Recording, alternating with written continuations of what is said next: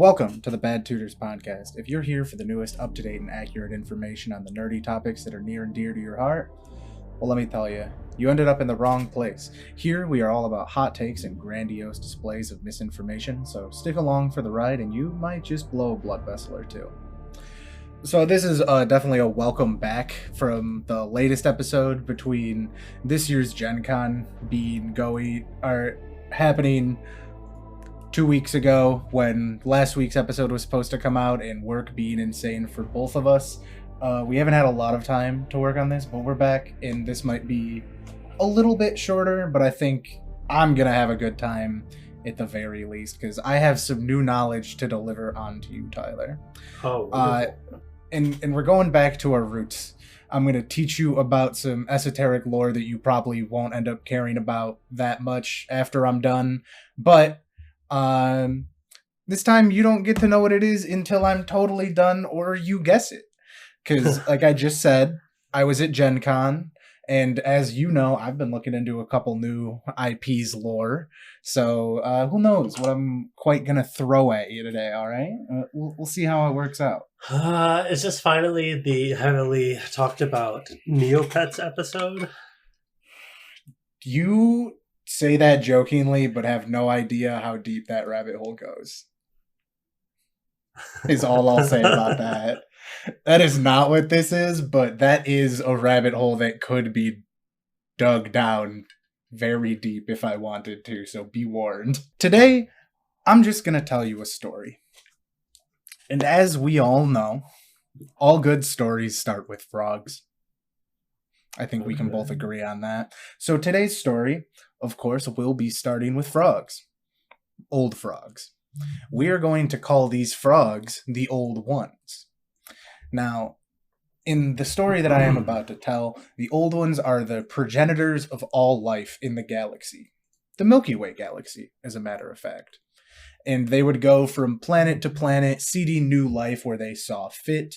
And they were the first to become a starfaring species by creating a large network of pathways and tunnels outside of the plane of reality, just like divorced from it, so they could quickly traverse through the Milky Way galaxy and beyond, right? Classic sci-fi shit we're talking about here. No, I don't know how or why, but it doesn't matter. Through power of psychic ability was the basis for a lot of it and how it was used going forward. So there's 3 races outside of the Old Ones that we're going to be talking about today, and we're going to be firstly focusing in on one of them. And this race has found themselves on a planet that is too close to its solar system's sun, right? So all of the levels of irradiation that one would receive, like we receive from our sun, is incredibly low, and like skin cancer is a thing, but you know, it's an extreme case. For them, they were basically just ended up being tumor people after a certain amount of time of just life because they were so close to the radiation of their home sun. So they were a short-lived but rather technologically advanced race and incredibly intelligent. But they just didn't live that long. Not their empire, but like the individual on whole did not live that long because of this. And after a while, they became massively spiteful assholes about everything and warred with each other and had just terrible civil wars. And eventually, they met up with the Old Ones again. They were spacefaring at the very least, whether or not they were as spacefaring as the Old Ones, who's to say, but they could still get around, and they eventually met them, and they attempted to understand the secrets of eternal life that the Old Ones had clearly already mastered, and were open about knowing they were immortal and being able to do that, but being the superior race and having more knowledge than the Cancer Boys, they didn't trust anyone else with this ability and would not share the secrets with this race, which obviously caused them to be very upset as their current life cycle was just dying after a number of very short, miserable years being covered in tumors and being constantly irradiated, even when they had become spacefaring and like set out to the stars to get rid of this constant bombardment of radiation. They found when they lived on other planets, at this point, their DNA was so incredibly broken from all of these levels of radiation that they still had about the same lifespan regardless of the sun they were at or any other factors. They still had a very short lifespan just based on generations and generations of being irradiated so heavily that it modifies your DNA, it would seem. So real fun stuff to start out here, I would say, you know? Yeah. This caused what really boils down to the first intergalactic war that the Milky Way galaxy had ever seen. Now, the old ones were vastly overpowered compared to the Cancer Boys and pushed them back to the very far reaches of the galaxy. Then they just kind of continued doing their thing, seeding life where they saw fit, doing what they want, traveling around the galaxy. This failure tempered their hatred so much, not only towards the old ones themselves, but also just inadvertently towards all other life in the galaxy, realistically. They continued to advance and they continued to do more and more research. And eventually they were able to communicate with these sort of beings made of pure energy. Like they were just crackling green energy when you see and hear depictions of them, but they were able to communicate with them, and they were told that they called themselves the Catan or Satan. There's a lot of different pronunciations, or they're also known as the Star Gods. Now, the Catan is how I will pronounce it. Were very jealous of the power that the old ones held, and the pitiful little Cancer Boys, they saw them as a means to raise an army and possibly take power for themselves. Now, as I said, they had no physical body, but a very powerful Catan known as the Deceiver talked to the Silent King, one of the lead members of the Cancer Boy race. And as you can already tell, the Deceiver, great guy, super cool. Nothing to like worry about or really talk about with him. He just kind of talked for a little bit with the Silent King and it was fine and everything was good. And that's the end of my story. So, the deal that they ended up making was that... Wait, that's not the end of your story? That's not the end of the story. Okay, I know. You're just being a fucker because it's the Deceiver and it's obviously a bad person. Correct. 100%. Okay. Yeah, that is not the end of this story. Okay. The Silent King and his like head engineers and architects developed what kind of boiled down to like metal, very powerful living metal bodies for these Catan, and let them inhabit these bodies and bring physical form to the material plane. And they also said, hey, you gave us bodies. You want to take down the old ones as well? Fuck the old ones. We all think the old ones suck. What if I told you that I do have the secret to eternal life and I can give it to you? So this group of astrology majors made it so that they would also learn of eternal life in turn for helping the Catan take down the old ones. Now, they realized a little too late, unfortunately, that they had been tricked, obviously, by the Catan. Deceiver? I'd say, you could say they were deceived. That's also an option. Yep, I know. My gosh. Wild shit. And they were taken in chains to what are known as the biotransference chambers, where all of their flesh was completely burned off and replaced with either the same or a very similar living metal to what the bodies of the Catan were given.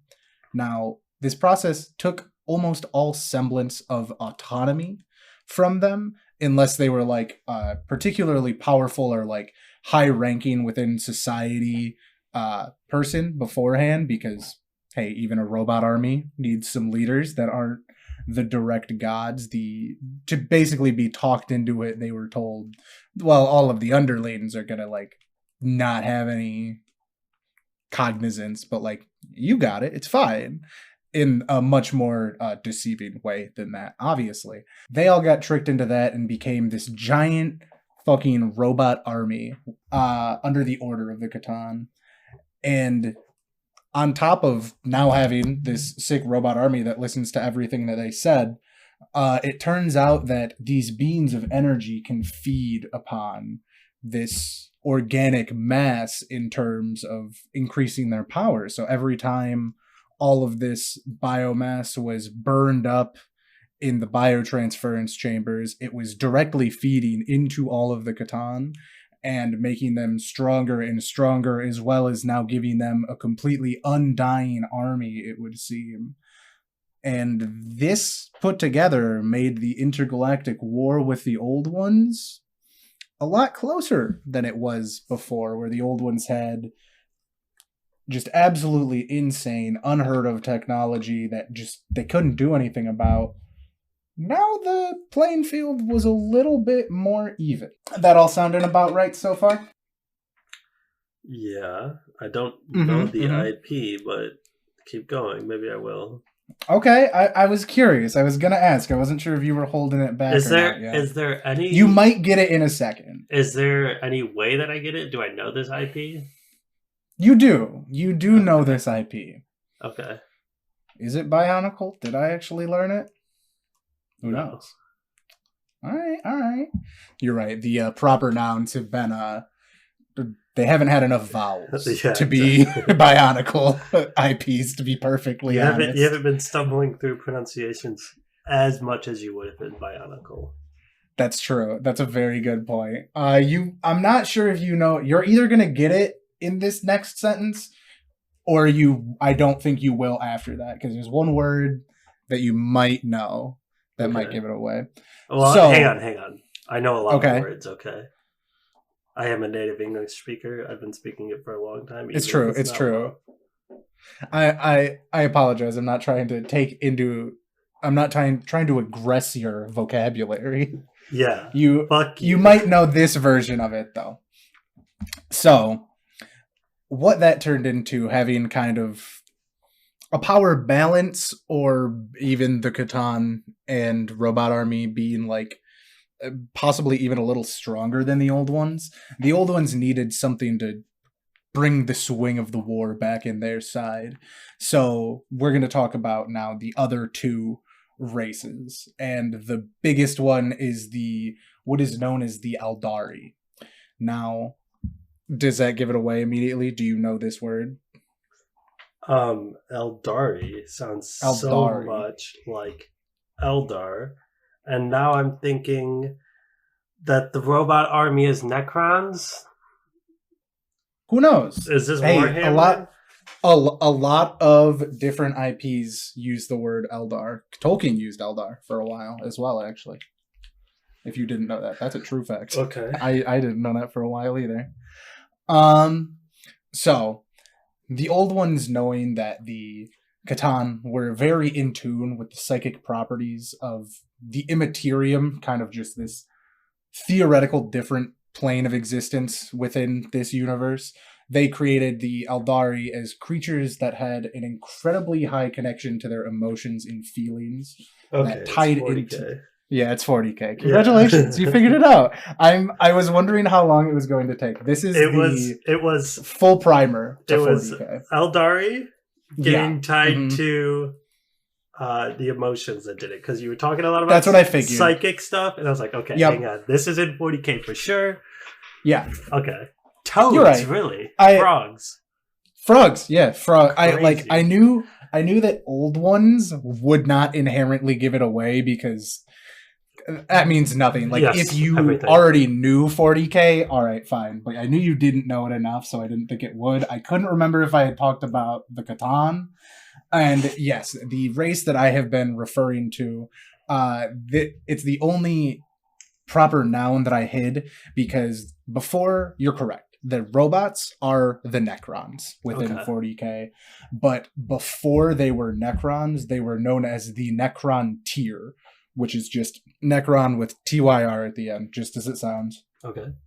And that's their big, like, cancer-ridden versions. Sure. And when they went through biotransference and became Necrons, they then became Necrons instead of Necron tier. That's the differentiation between those two words. Okay. And I also wasn't sure if you were going to get Silent King, because as soon as I said that, I was like, fuck, that was the commander of the Necron deck for the new Magic the Gathering. Listen. I know that I know a lot about Magic, okay? But there's been so much fucking Magic content. I'm not saying stuff that's in universe for the most part. Oh, for sure. I'm not saying that in a way of like, haha, I got you. I was just like, that, I think there's a card that's called Biotransference. I think there's a living metal something in there. So I was like, he might get it at this point. But interesting to see how long it took. So yeah, I will now be referring to them as their proper names. Oh yeah, the Necrons just going forward. Just to tell you, the Silent King, which I do believe is the forward-facing commander, the one that the box is built around. I think he gets played the least out of all of the Necron commanders, because the other ones just go I believe that with like a fucking ham sandwich. Yeah, Trays in the Infinite, pun not intended, but it's there, is, I think, probably one of the stronger commanders in that deck for sure.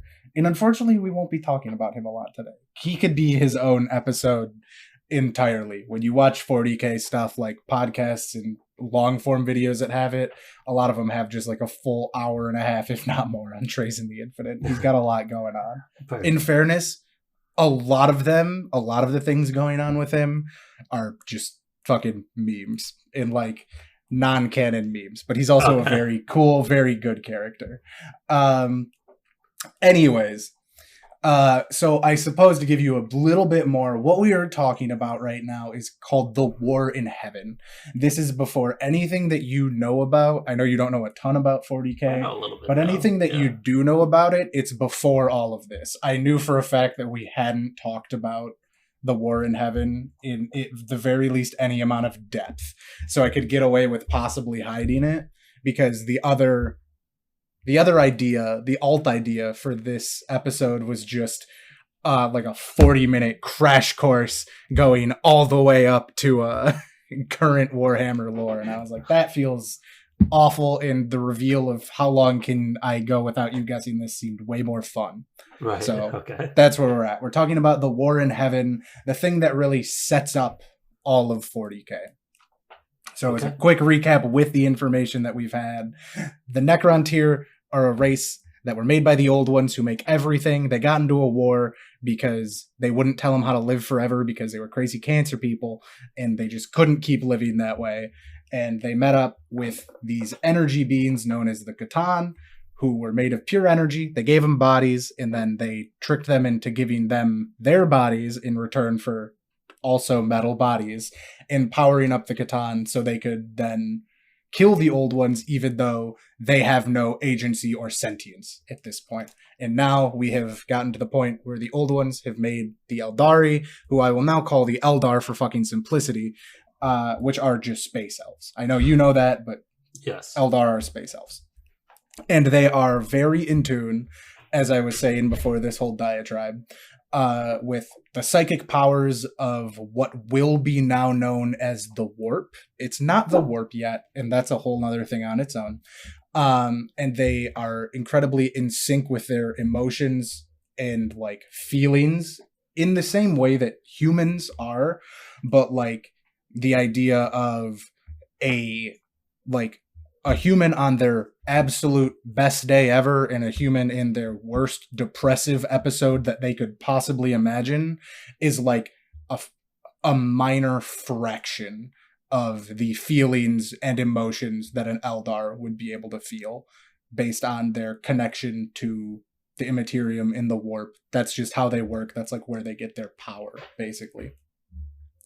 So this, at first, worked pretty well. They were able to really tap into that and be able to fight the Catan pretty well, especially with the help of the old ones. But eventually, the Catan and Necrons developed what is known as Blackstone technology, which represented itself in like these massive monoliths that repressed the energy of the warp and psychic energy in general. It can almost, if there are enough of them, completely cut off an area from the Immaterium, is how it works. One of the, you might have heard of it, one of the games that Games Workshop puts out is Blackstone Fortress, where it's like a big dungeon crawl through one of these Blackstone fortresses that is talked about in the War in Heaven. So that was working for a while, but then, as I kind of said, and as I'm going to briefly glance over an outline with the warp, because it's a whole thing, and I don't want to like really derail this again. The warp and the Immaterium are kind of the same thing, but they're kind of different. It's kind of a before and after. The warp is where all of the negative thoughts and emotions and feelings go from anything that is connected to the Immaterium. So humans, Eldar, to keep things very simple, they both feed into the warp, which is where the four main demons and gods in 40k come from by nature of having all of these negative emotions within the warp. That's as base as I'm going to get for now. Does that at least somewhat make sense? There's so much more that goes into it, but like that's the base version. Sure. Yeah, exactly. It's bad place that's fueled by emotion. That's the gist of it. In being bad place that's fueled by emotion, there were still rips happening throughout the galaxy because obviously in a war, there's a lot of bad feelings and emotions across the board, not only from the Eldar and other races that the old ones were creating to help them in this war, as well as probably the old ones on their own. The interesting part is that the Necrons now being robots and no longer having a physical body or a soul, they did not feed into the warp anymore. They found that they have been completely shut off from it and cannot feel it at all, as well as they can't feel emotion in general because they're robots, and they be robots that are Egyptian. And that's kind of how that went for a while. Of the Eldar, from time to time, they were getting attacked by demons and a race known as the Enslavers that I hadn't heard about, but they like can capture psychically minded people and fuck with them and like open big rifts into the warp and summon demons and things.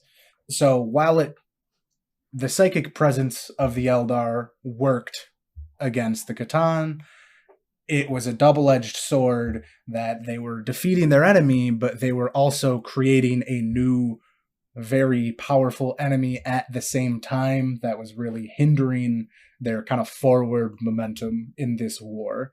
And in kind of a last-ditch attempt to save themselves, the old ones created one more race that is worth mentioning, and these are known as the Krorks. Krorks.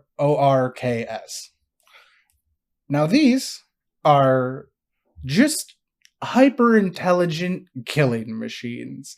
They are very smart, very big, very fast, very resourceful, and it was kind of seen as something to be able to combat the undying ranks of robots that would just file into them forever and keep getting back up. And if you notice the similarity in names in current times 40k, we have the Orcs. And it is theorized that Orcs used to be Krorks. And the fact of after all of this that we're talking about kind of resolved, they are still just fungus creatures that have the drive to kill and only to kill and then kill some more. And it's theorized that they didn't have anything to fight, so they fought each other so much that they fought themselves stupid. So they still can like make things and have all of the like good orky bits, that you know of throughout 40k that eventually we'll get into at some point because they're so fun. But they just beat themselves stupid. And that's so funny. I just love orcs. Used to be real smart and could like dominate anything. Like people have said in pure conjecture that if the orcs were Krorks, the setting of 40k wouldn't exist. They would simply be too fucking strong. They would completely destroy the Imperium of Man. They would destroy everything. So it's really funny that they just beat themselves really stupid. So with all of these things combined, because obviously you could only control Krorks so much if they finished off, if you were in a fight with a bunch of Necrons and Catan and the old ones in Krorks, and the Necrons and Catan were defeated, the Krorks would just fucking turn on the old ones still in some cases. So like it was just all war, all go, all the time. And with all of this, the Eldar being effective but also hindering themselves by sheer presence of existing, the old ones were unable to turn the tide of battle all the way, and the Catan and their armies of Necron warriors were able to nearly, if not entirely, eradicate the old ones. There are, of course, other theories and things that could come up and things that could happen that, hey, maybe they didn't get all of them, but like at bare minimum, they got almost all of them. And there are no more. We haven't heard anything of an old one throughout the lore of 40k pretty much since we heard about their existence. We haven't heard anything else about them. And that saw the end of the War in Heaven. It kind of set the stage for what was to come through the rest of Warhammer 40k. It established the Eldar and where they came from, where the orcs came from, where the Necrons came from, of course. Technically where humans came from, because, of course, the old ones also created humans. They're just not really relevant in the War in Heaven. They were still very underdeveloped and not part of this story at all. And it also sets up the warp to be what it will be in the rest of 40k, which is basically the dimension of demons and also where you have to travel through to get anywhere, because 40k does not have FTL travel. There are other ways that they get around, but no one has created faster than light travel as you see it in like a Star Trek or something. Oh, also for any 40k fans listening, the thing that the old ones were using to get around that I talked about as a network of things is referred to as the Webway, which is also how all of the Eldar throughout normal 40k get around as well, especially the Dark Eldar. The Dark Eldar have their whole city within the Webway, and they continue to use it because it was built upon psychic power and continues to work on psychic power and building more parts of it and things like that. And there's more that happens with the Webway, obviously. 40k has been going for fucking decades, but this is just the little crash course, the little world primer that I like to do when we talk about a new setting. And at this point, if you haven't guessed it already, Tyler, you just learned the intro to the world, so now it's open season for me to drop new Warhammer lore on you at any point in time, if you didn't pick up on that yet. No, I got that. Yeah, I'm not saying the next 6 episodes are going to be 40k, but it's nice to now have that as a thing that I can fall back on when I need to put something together quickly. Wilson is not a fan of 40k. No, he's not. His disinterest. I can hear him. He's being very vocal about it. But I like it. It's esoteric horror. What's not to like?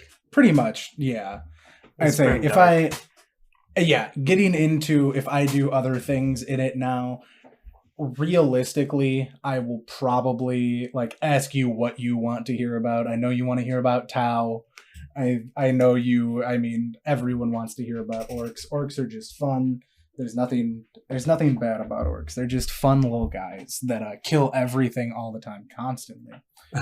But other than that, I hope, unironically, I hope you did enjoy this. It's some fun stuff to get into. It might not be exactly your cup of tea, but I hope that you enjoyed enough that you had a good time. And if I do a couple in the future, you'll be at least somewhat interested. I don't actually seek to just bore you for my need to talk about 40k. I have other people I can talk about it with if I need to.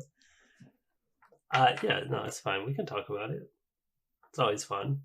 I mean, and I'm still waiting to hear you talk about Vampire the Masquerade. So I don't even know where to start, dude. There's so many great content creators out there that go through like each clan. And yeah, same, dude. I know exactly how you feel. That's going into Warhammer shit. I mean, I can. Yeah, I mean, I could do it. It just like it starts with a lot of biblical stuff, and I'm not. It do start with a lot of biblical stuff. That's true. The first vampire was Cain. Cain, yeah, it's Cain in that canon. Yeah. Yeah. And so all vampires I mean, he was Cainites. Mm-hmm. So it's a fun lore. I like it, but you're right, it does seem like a lot. And as I did say within the episode that I was looking into Bionicle lore, and let me tell you, that shit is indecipherable. I tried so hard. I tried so fucking hard to learn Bionicle lore. And oh my god, it's so deep. It goes so deep and I don't get it. It's fuck. Like I thought that's 40k because of just what it is. Yeah, like it's just at its core a kid's series. Yeah. So like it must be it's insane. It must be deep because there can't be too much media on it, right? There's like 50 plus books, multiple movies, 5 or 6 TV shows, a couple games. There's like a lot more Bionicle stuff than you think there is. Oh. Yeah. Oh. No, dude, Bionicle, like, I'm not trying to over exaggerate this. Like, because I've joked with you, the intro, Luton 09 is like the go-to guy for 40k stuff. Yeah. And he has a playlist on YouTube that, in fairness, is ever growing. It's currently at 128 videos, and it's Warhammer 40k lore and history in order. Damn. The Bionicle one, on the other hand, was about 8 hours, and I have never been more confused in my life. The level of detail is so absurd. And also, it doesn't help that all of the names sound very similar. That's like definitely a big issue with it, in my opinion. Not issue, but an issue in my understanding of it, because they're all Toa. So it's prefix and suffixes that is your only differentiating feature between like all of the different naming sequences throughout the whole fucking series. And it's very dense and very difficult to parse, even though like I really gave it a good shot. I really tried to learn it. I'll probably try again at some point. You might get that one day, but like you probably won't. It's so much. I really tried. I don't blame you. And it's just a kid's series. Like that's the real thing to me, because like that's one of the ones where you can't even... It'd be like going, nah, G.I. Joe isn't a kid's series. It's about soldiers. And it's like, no, that's not... Fucking what did you say? That's not how this works. Like, it's a toy brand that just has, like, the deepest fucking lore I've ever seen. Which is kind of the same comment that I made about Predator. Even with the exception, of course, that Predator is certainly much less kid-friendly in the, like, toy business. But it is still there. Sure. But I imagine like Transformers also has some pretty deep lore because it's been around for so long. I don't know. I know they have a lot of it. I don't know how deep like how intricate it gets. All right, as compared to some of these other ones. Yeah, if you're looking to do the fucking Transformers lore, I'm here for it. Just leave the Bayverse out. I know all of that. No, shit it's the most important verse. It's the most important verse. The cartoon version has Weird Al in it. You're wrong. That's not a joke, by the way. There's a chase sequence to Dare to Be Stupid by Weird Al in one of the cartoon Transformers movies. Yeah, but there's no Shia LaBeouf. That's true. Did you think about no Shia LaBeouf. There's no Mark Wahlberg. Did you think about that? No, that one's okay. That one's okay. You don't like Mark? Because, I mean, the big thing to take apart is Marky Mark really hates crime. And if you want to know more about it, just look up Mark Wahlberg hate crime. And that's where we will end the episode. I have been Ian. I'm always Tyler. And we hope you have a great rest of your week, weekend, day, whenever you've been listening to this. And we hope you come back for the next episode that is definitely not about Mark Wahlberg. That's what you think.